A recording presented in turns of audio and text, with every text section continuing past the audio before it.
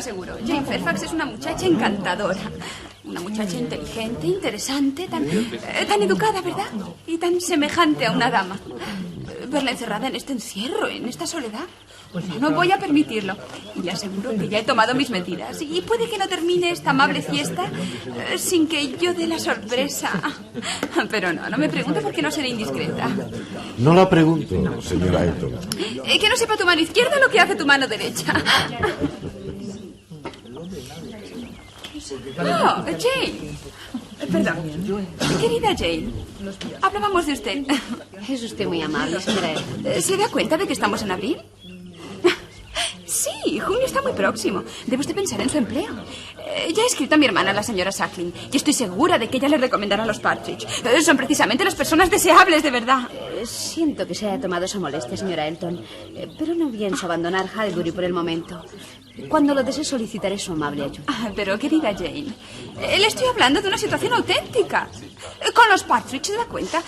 Con los Partridge, que es como decir con los Sucklings, mis hermanos en Maple Grove. Gentes de calidad. Estoy segura, pero no he pedido nada por mí misma. Sentiría que usted lo hubiera hecho en mi nombre. Pero, querida Jane, no creas que le estoy hablando de la situación. No veo al señor Weston. Mi marido tenía unos negocios urgentes que terminar en Randalls antes de venir, pero creo que ya no tardará. Pobre señorita Fairfax.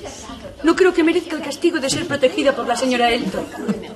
Pero cosa extraña. A ella parece complacerle esta amistad. Si la acepta, tal vez es porque sea la única amistad que se le ha brindado realmente. No opino yo así. Jane Fairfax ha recibido atenciones por parte de todos, especialmente de usted. Todos sabemos en cuánta estima le tiene. Me refería solo a amistades femeninas, pero ya que lo menciona, debo decirle que no oculto la admiración que siento por esa joven. Admiración que pudiera trocarse en otros sentimientos. Aun cuando yo tuviera un sentimiento más importante, no sería correspondido. Al menos, ¿no es usted vanidoso? Uy. Por lo que veo, me ha incluido usted en su afición favorita y el próximo arreglo que está tramando es el de la señorita Fairfax, precisamente conmigo. No ha sido idea mía, pero ¿le desagradaría?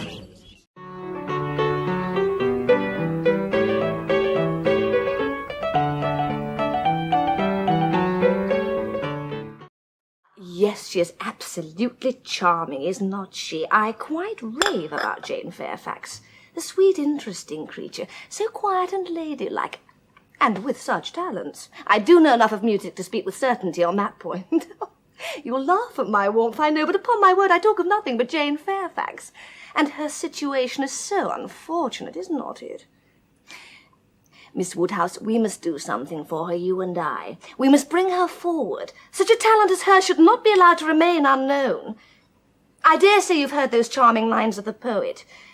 Full many a flower is born to blush unseen and waste its fragrance on the desert air. We must not allow that to be said of poor Jane Fairfax, must we, Miss Woodhouse? I think there is very little danger of that, Mrs. Elton. Her talents are quite widely known. But I fancy that where you and I lead, Miss Woodhouse, others will follow, do you not? Do you think so? One can see she feels the want of encouragement, but I like her the better for that. I confess it is quite a recommendation to me, Miss Woodhouse. I'm a great advocate for timidity in a woman. Indeed. But I'm afraid one doesn't often meet with it these days. No, that is very true. Yes, Jane Fairfax is a delightful creature, and I shall have her very often to my house, I can assure you. And I shall make it my business to see that she finds a good situation. My acquaintance is so extensive that I've no doubt of hearing of something suitable before long. With people of some consequence, I mean. Of course. Insufferable woman, intolerable creature. Knightly indeed, I could not have believed it. Nevertheless, it is my name. To make the remarkable discovery that you are a gentleman. Well, I doubt very much whether you will be able to return the compliment by finding her to be a lady. I doubt it very much indeed. Emma. Oh, vulgar creature, little upstart, with her lord and master and her callous sposo. Oh, silly affectations and underbred finery. And to propose that she and I should form a music club as though we were bosom companions. And shall you?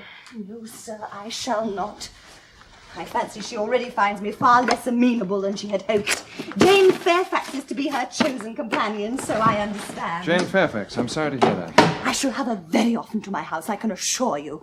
And it's a pleasure to which she is extremely welcome. I'm afraid, Emma, I must hold you partly to blame for this. Me? Why, pray? If you had befriended her a little more in the first place, she would not have fallen a victim to Mrs. Elton.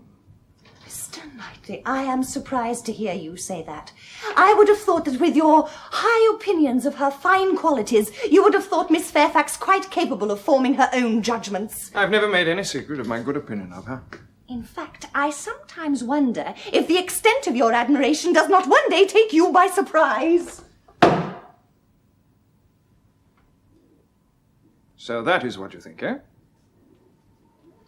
I was speaking in jest only, Ah, but you are not the only one. Others have said the same thing. I was not serious. But it will never be, I'm afraid. In the first place, I dare say she would not have me if I asked her. And in the second, I am very sure that I shall not ask her.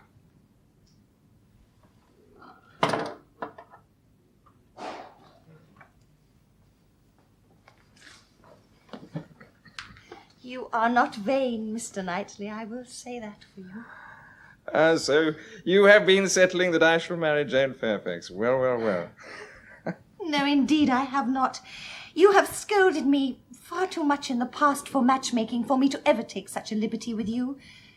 Besides, the truth is, I have no wish for you to marry Jane Fairfax, or Jane anybody else for that matter. Because, if you did, you could not come and sit with us in this comfortable, happy way as you have always done in the past. No, Emma, I don't think that the extent of my admiration for her will ever take me by surprise. I have never thought of her in that way, I can assure you. She is a charming young woman, but she has a fault. A fault? Jane Fairfax? Oh, I beg your pardon. She has feeling. Her sensibilities are strong, I'm sure, but she's reserved. Too reserved. More so than she used to be, I think. And above all things, I love a good open temper.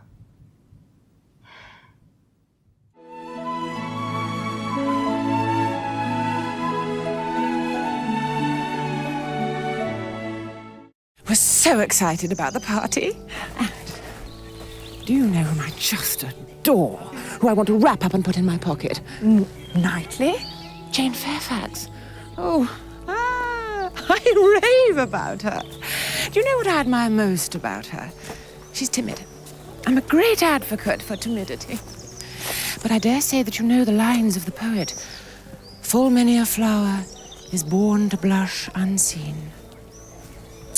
We must not allow them to be verified by sweet Jane.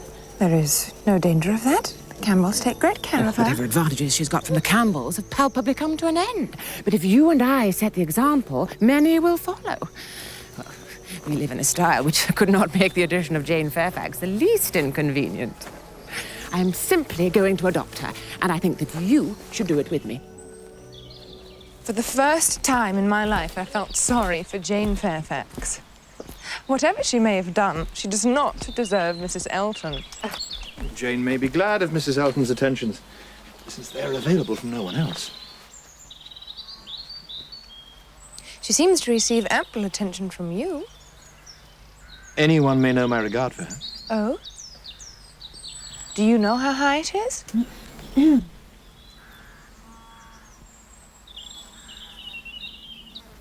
Oh, so you two have been settling that I should marry Jane Fairfax? No. You could not come and sit with us if you were married.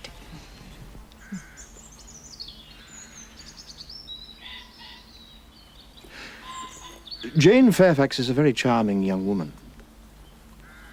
But she lacks an open temper which a man wishes for in a wife.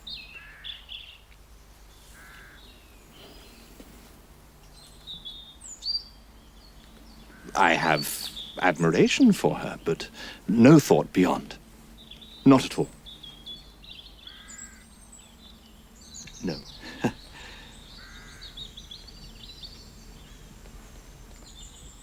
I see Mr. Weston is at home. I'll go and see him. Oh, Mrs. Weston, what do you say about your suspicions now? He's so very occupied with his not being in love with her. It's seems certain that he is.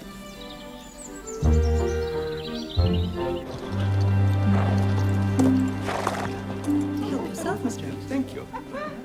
Oh, no. It was most kind of you to invite Jane Fairfax this evening. Your words the other day shamed me. I have not tried as I should have. You're capable of great kindness. I fall short so often. And I highly doubt she will find this a kindness. Jane, you're a very, very fragile creature, and you pay no regard to the delicacy of your constitution. Jane. Knightley, help us! Knightley! Jane went to the post office today in the rain, at great peril to her health. Oh, Jane, you sad girl. This is a sign that I was not there to take care of you. Knightley, tell her. Tell her. I'm sure she knows what she can endure, Mrs. Elton. But of course. Do take care of yourself. Thank you.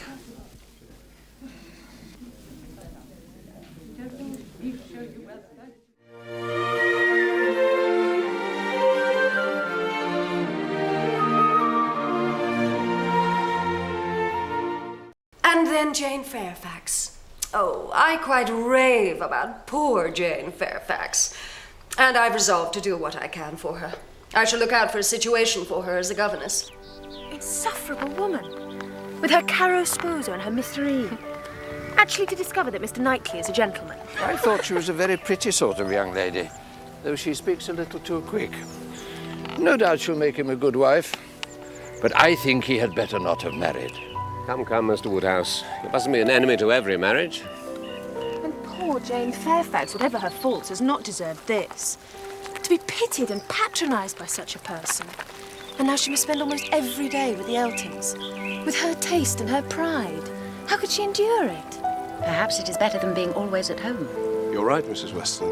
Miss Fairfax might well prefer to be invited by others, but she receives attentions from Mrs. Elton, which no one else pays her. She deserves better. I know how highly you think of Jane Fairfax. Yes. Anybody may know how highly I think of her.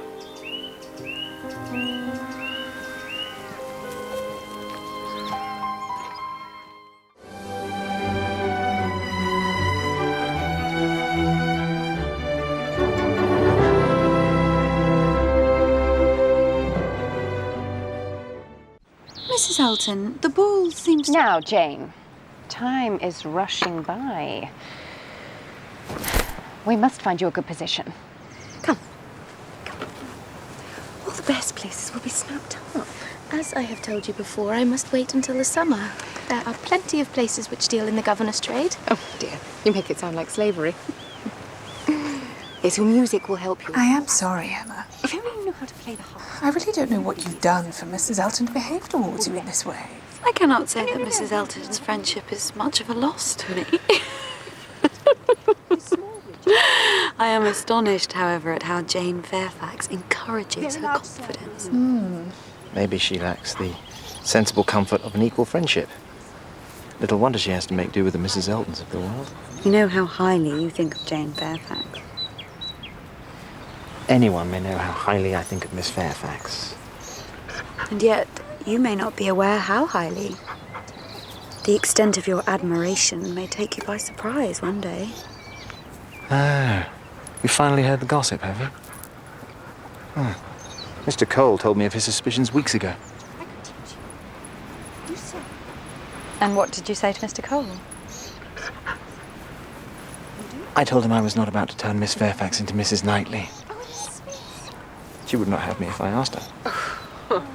I like Jane and admire her. She's a charming young woman. But she has a fault. She's reserved. She's more reserved than she used to be. And I like an open temperament. Until Cole mentioned it, the thought hadn't entered my head. Go and get it.